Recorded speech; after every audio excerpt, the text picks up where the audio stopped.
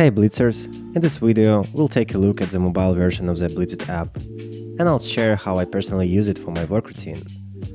Once I open the app, I can see all the tasks I have already created. And here on the top, I can see the list of lists I got. For this tutorial, let's create a new one. A list represents a clear context. It can be a project or any area of life, which is good for structured planning. So let's name this one Project Alpha and pick a color to make it visually distinct. Well, actually I think black one suits this title. Once created, it can be found here among the lists. Next, let's add a few tasks, the kind of things I'd normally work on during a workday. To do it, I press a plus button and name the task. For each task, I set an estimated time. This helps me understand how much work I'm actually planning, not just how many tasks I have. Setting estimated time is definitely worth it to keep the day realistic and balanced. For bigger tasks, I add subtasks. Let's break this task down into clear, manageable steps. Alright, I also use notes to store some context and reminders, so everything related to the task stays in one place, and I don't have to keep it in my head. The app offers some formatting options here, which is definitely nice to have for more complex notes than mine. After that, I schedule the task. This is where Blitzit starts shaping my time, not just my to-do list. Press Schedule, choose a date or use one of the shortcuts above, press Next, then add exact time if needed. Press Schedule to confirm, then click Save once everything is set up. Tasks in Blitzit move to different columns depending on their date and status. This task went to this week column because it's scheduled for later this week. So the backlog holds ideas and tasks for later. This week is for things I plan to work on this week, and today is what I'm committing to work on today. Completed tasks go to the done column.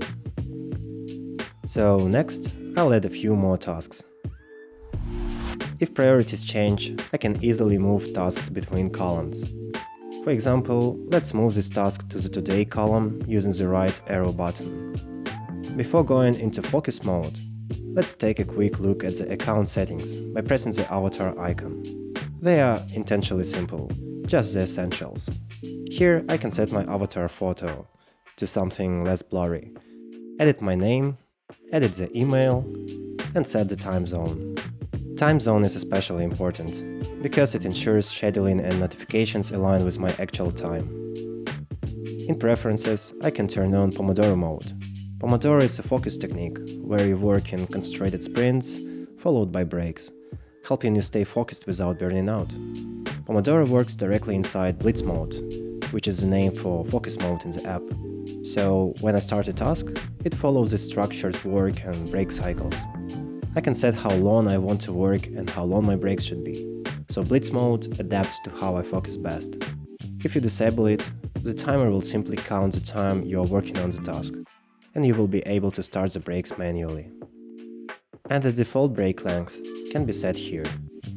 When I'm in Blitz Mode, I can press break at any moment. Blitzit starts a break timer, and once the break is finished, it returns me to the work timer. Let it be 10 minutes as it is. With these settings, you can enable the success screen to see a motivating win message after completing a task. You can also add a fun GIF to your success screen and choose whether a celebration sound should play. Once everything is set up, I'm ready to start the actual work.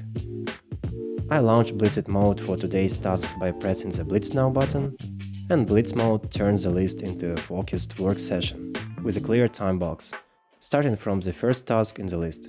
So now I'm no longer deciding what to do, I'm just doing it. Another way of launching this mode is to swipe left on the task and press the rocket button, which lets you launch any task from the list first. The timer counts backwards because I have an estimated time set for this task.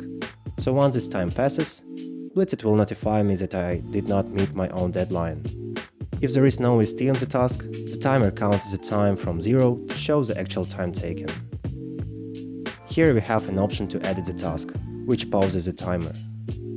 With these buttons below, you can launch breaks, add or edit notes, pause the task, or move to the next one. and this button on the right opens a stylish full-screen timer. Once the task is completed, press Done, and voila! I can see how much time was taken to complete the task and compare it with the estimated time I had. Then I move through the tasks, and once all of them are completed, Blitzit suggests I create a new one, or finally go relax once in a while. That's the core idea of Blitzit on mobile. You plan, organize tasks, and then switch into focus mode when you're ready for blitzing, all in one simple flow. Hopefully this video was helpful and clear for you. Feel free to ask any questions you may have in the comments and join our Discord community. And happy blitzing!